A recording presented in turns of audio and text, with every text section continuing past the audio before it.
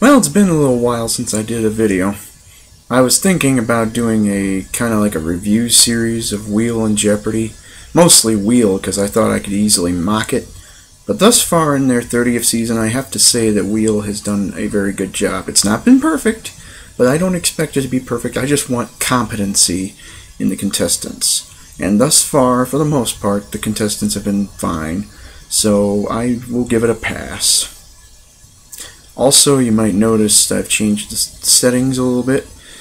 I'm not shooting in front of the door of this room because somebody decided to take the stand I put the computer on. So if you see the computer shake, blame it on an earthquake.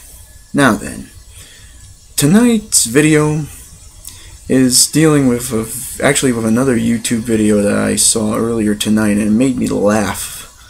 And it concerns The Price is Right. Now, a lot of you who are fans of my other channel know that The Price is Right is really popular there.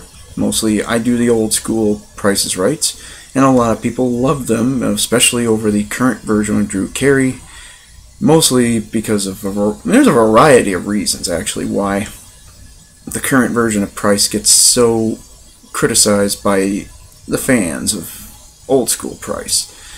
You could blame any number of reasons. The exec producer seems to have it in for the contestants. Certain games that are very difficult get played very frequently, and the ones that aren't as difficult or not as bad get played very much less frequently.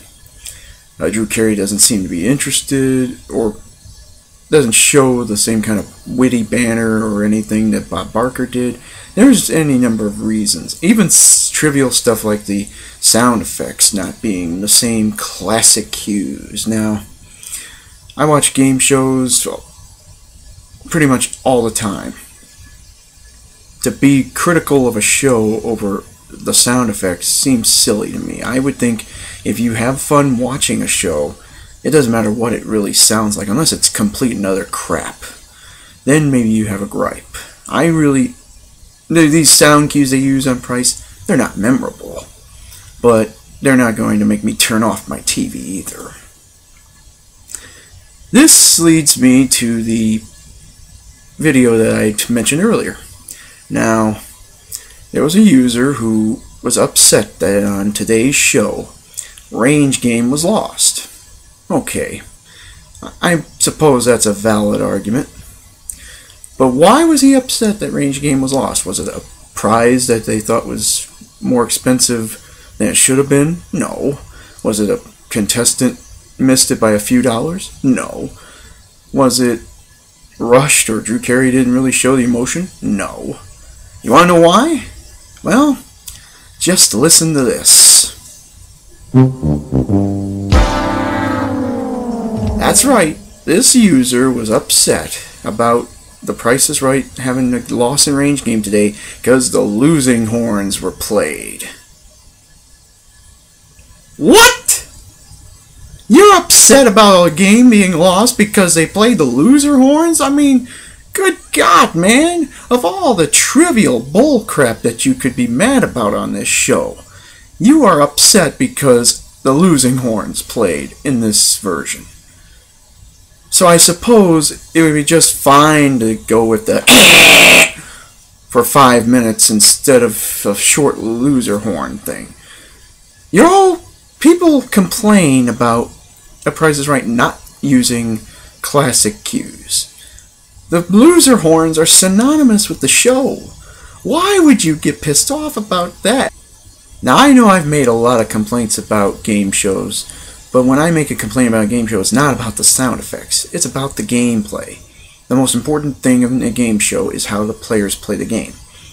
I remember looking on the GSN message boards, and they had a thread about my wheel rant saying, was it unwatchable? And some of the users on there were like, well, if you expect 3 intelligent contestants every show, you need to be watching a different show. I don't expect 3 intelligent contestants every show.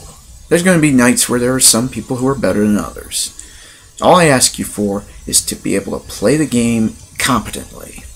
Know the rules of what you're playing.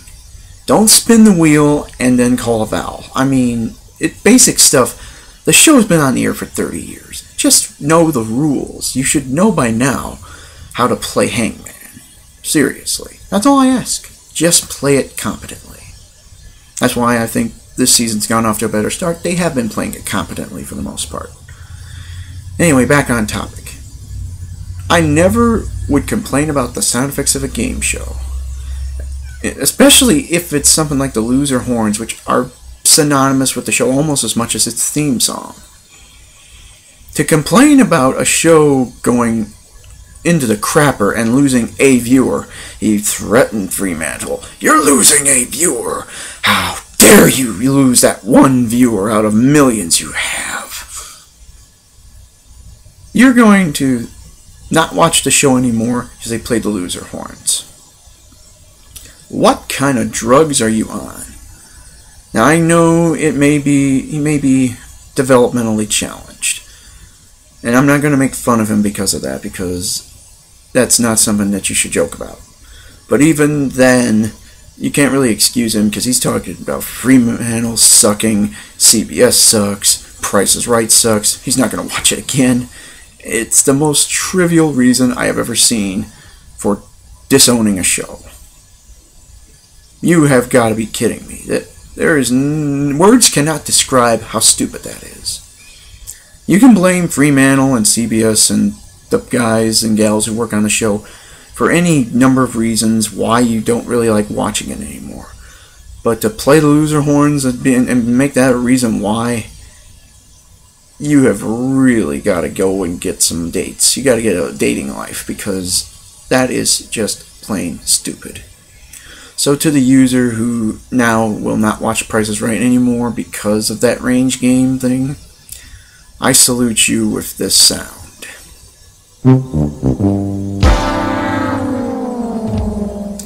Good night, and I'll see you next time.